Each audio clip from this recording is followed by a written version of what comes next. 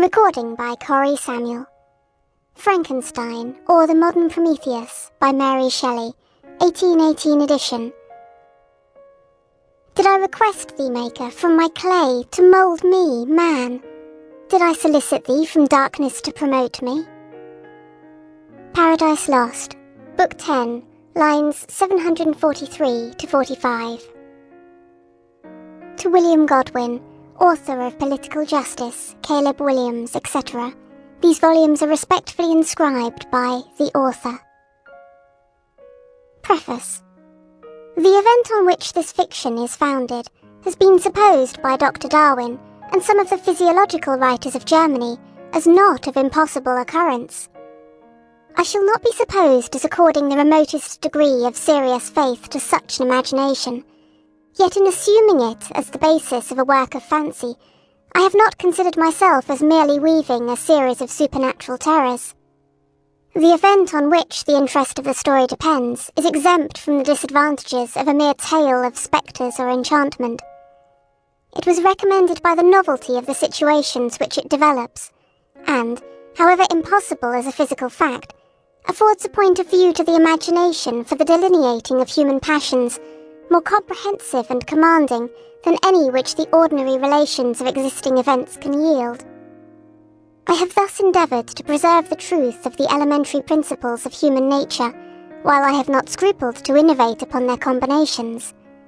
The Iliad, the tragic poetry of Greece, Shakespeare in The Tempest and Midsummer Night's Dream, and most especially Milton in Paradise Lost, conform to this rule, and the most humble novelist, who seeks to confer or receive amusement from his labours, may, without presumption, apply to prose fiction a licence, or rather a rule, from the adoption of which so many exquisite combinations of human feeling have resulted in the highest specimens of poetry.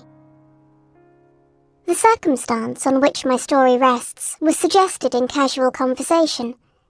It was commenced, partly as a source of amusement, and partly as an expedient for exercising any untried resources of mind. Other motives were mingled with these as the work proceeded. I am by no means indifferent to the manner in which whatever moral tendencies exist in the sentiments or characters it contains shall affect the reader, yet my chief concern in this respect has been limited to avoiding the enervating effects of the novels of the present day, and to the exhibition of the amiableness of domestic affection and the excellence of universal virtue.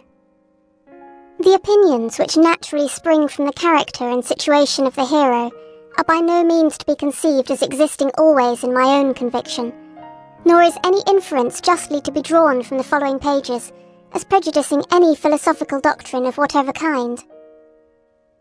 It is a subject also of additional interest to the author that this story was begun in the majestic region where the scene is principally laid, and in society which cannot cease to be regretted.